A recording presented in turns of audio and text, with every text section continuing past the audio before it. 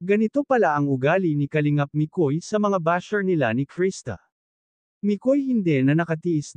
Ito ang pag-uusapan natin maya-maya lamang.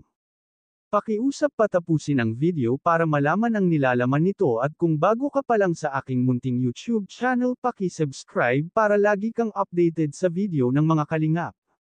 Isang mapagpalang araw sa inyong lahat mga ka-viewers at mga kamay Chris. Mikoy ganito pala ipagtanggol si Krista sa mga nagpapanggap na Krista sa kanyang live.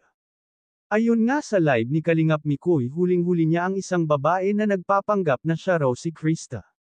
Ngunit nang busisiin ni Mikoy ang account ng babae ay dito niya nalaman na ito ay pekeng Krista.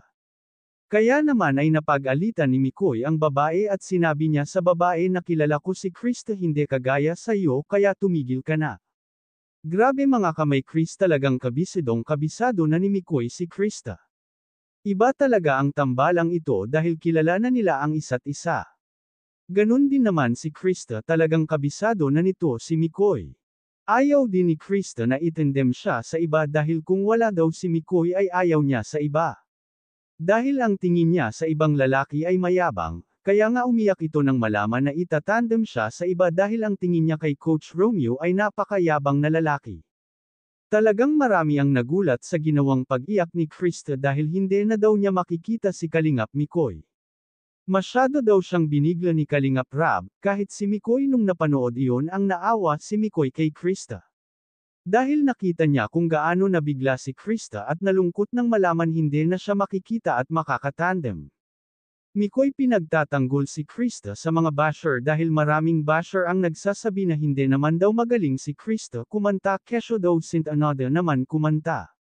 Dito nga ay pinagtanggol ni Mikoy si Krista. Sinabi nga ni Mikoy na kung wala kayong magawa manahimik na lang kayo.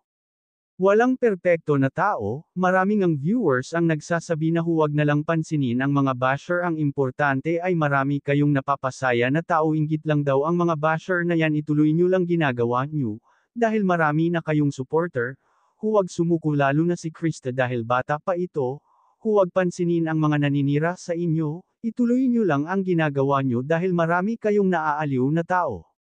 Hanggang dito na lang muna ang update ko mga ka-viewers huwag natin kalimutan suportahan ang ama ng Kalingap na si Val Santos Matubang at ang kanyang anak na si Kalingap Rab at ang munting channel kong ito. Maraming salamat po at God bless sa inyong lahat.